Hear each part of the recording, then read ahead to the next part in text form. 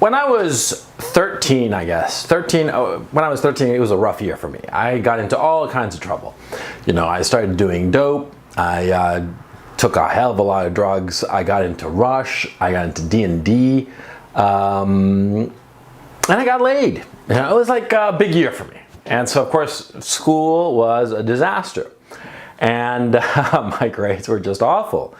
And so when the first midterm report card came out, you know, I wasn't flunking anything, but I had like I had a D and a couple of C minuses, at least one D. It was in science, and you know, it was the midterm, mid-semester report card, and I didn't show it to my parents. I hid it. And then when the end of the semester grades came out, I hid that too. You know, and my parents were like, you know, once in a while they'd ask, you know, where are your grades? What's up with your grades, right? And, you know, I just say some excuse or other, and they seemed to believe me. And so I was like, okay, you know, they seem to believe me, and that's fine. I was probably high when I gave these excuses anyway. So I had bigger problems than just, you know, faking it with my parents insofar as my report card was concerned. But the point is, eventually one day my mom was driving around on some errand and she was near my school, so she decided to stop on by the school and find out what's what with the report card, right? And then they found out, she found out, and my dad found out that there had been some report cards and I hadn't shown them. I was hiding them, of course.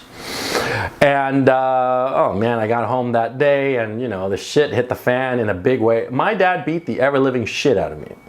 And I'll tell you one thing. I said a couple of days ago that my dad was an awful man, an awful, awful parent, and he was.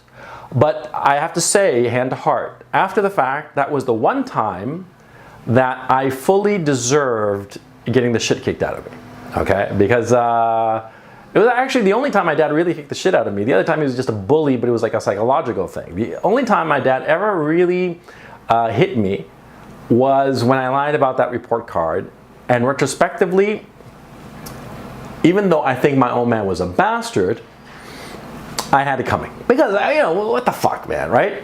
And so, now why am I telling you this? Because, you know, a couple of days ago I talked to you about living in fear.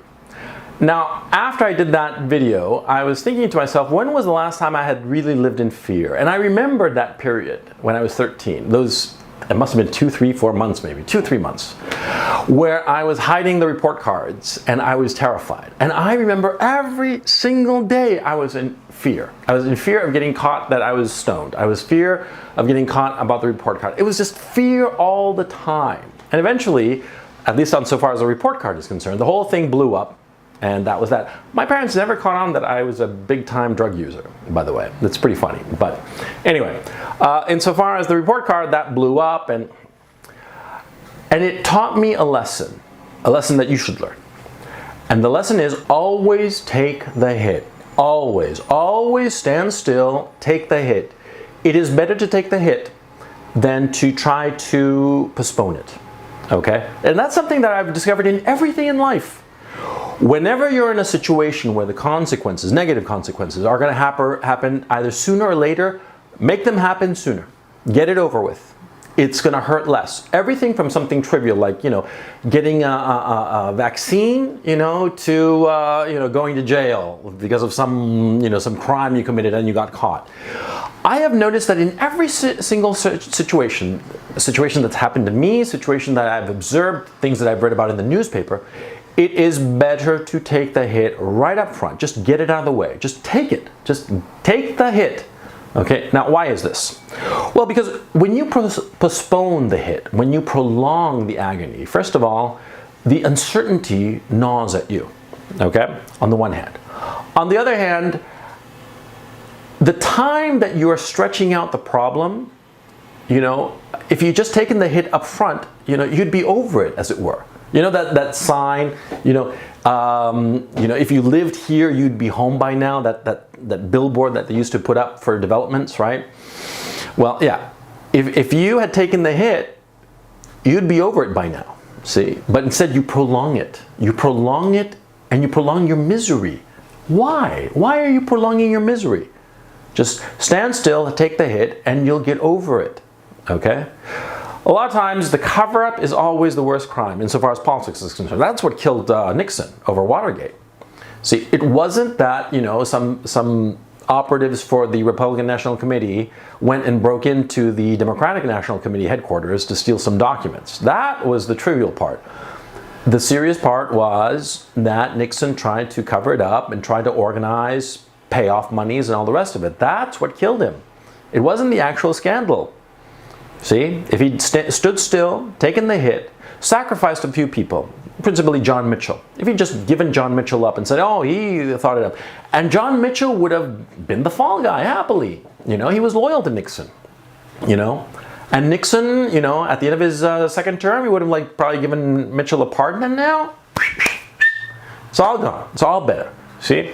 But no, what did Nixon try to do? He tried to cover it up. What did Bill Clinton try to do? He lied and tried to cover it up. He lied, you know, I did not have sexual relations with that woman. You know, he was getting a blowjob from Monica Lewinsky underneath the desk at the Oval Office, you know, while he was talking to some Palestinian president or some shit like that, or the Israeli president or something like that. Crazy, funny. He should have just stood still and taken the hit and said just sheepishly, you know, yes, I have appetites, you know, and just some southern drawl of his, and just like accepted it, see?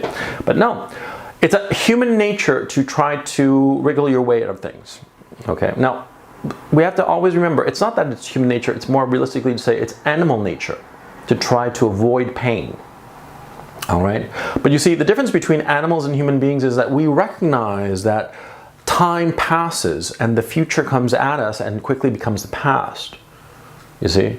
Animals want to avoid suffering now. They prefer to live in uncertainty and unhappiness now than to have suffering now. They prefer to postpone it to later. You don't be like that. You be a human being. You be a man. You take the hit now because, of course, it's going to hurt. But in the long run, you'll get it behind you quicker. See? You'll get it behind you quicker, and it will become quickly a small thing in your rearview mirror, as opposed to a very large thing coming at you at 100 miles an hour that you are constantly trying to push forward. No, there's no reason for it. Okay? So, put everything bad behind you as quick as you can, which is basically what I'm trying to say. Stand still, take the hit, get it over with, and move on.